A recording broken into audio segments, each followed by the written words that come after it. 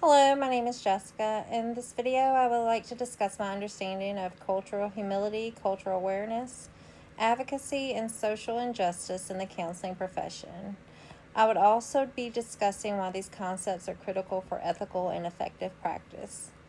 Cultural humility in counseling involves approaching each client with openness, curiosity, and a willingness to learn from their individual experiences. It is not essential to learn about every culture, but clients should be recognized as experts in their own identities. Cultural awareness helps us understand how race, ethnicity, gender, religion, economic factors, and capabilities impact a client's worldview and access to resources. When we recognize the obstacles that clients face, such as discrimination, poverty, stigma, or limited access to mental health care, we have an ethical obligation to act.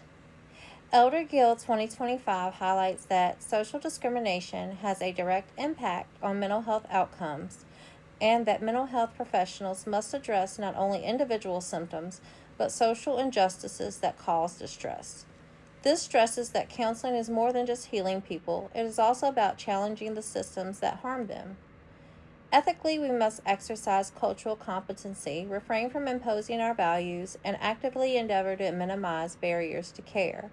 The ACA Code of Ethics requires counselors to respect client dignity, facilitate access to services, and advocate for social change where disparities impair client well-being. Cultural humility supports the ethical concept of autonomy, justice, beneficence, and non-maleficence.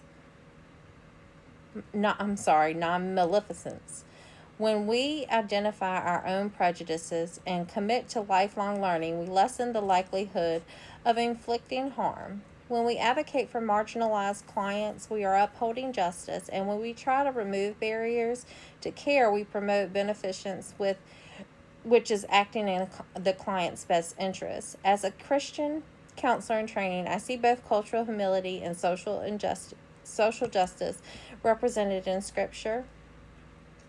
One verse that clearly addresses this is Micah 6:8 from the New International Version Bible. What does the Lord demand from you? To act justly, love mercy, and walk humbly with your God. This verse expresses the essence of culturally modest counseling: fairness, compassion, and humility. It reminds me that respecting the dignity of each client is both a professional responsibility and a spiritual calling. One concrete step I will take to improve my cultural humility is to engage in continual self-reflection and supervision that focuses on my biases, preconceptions, and blind spots. This includes soliciting input from colleagues, attending intercultural training, and actively learning from the cultural narratives of the clients I serve. Cultural humility is a way of life, not a goal to achieve. To promote social justice, I tend to actively support policies and community activities to provide access to mental health treatments for underprivileged groups. This could include joining local advocacy groups, educating clients about their rights, and utilizing my professional voice to expose disparities affecting my mental health or other mental health. Advocacy does not always imply large-scale activity. It also entails speaking up in tiny but effective ways to ensure that clients are treated fairly and equally. Cultural humility, cultural knowledge, and advocacy and social justice are essential in counseling. They influence how we perceive our clients, how we comprehend these difficulties, and how we collaborate with them to promote healing and empowerment. Counselors are called to be both compassionate caregivers and brave advocates for justice, equity, and dignity of all the people. Thank you for listening.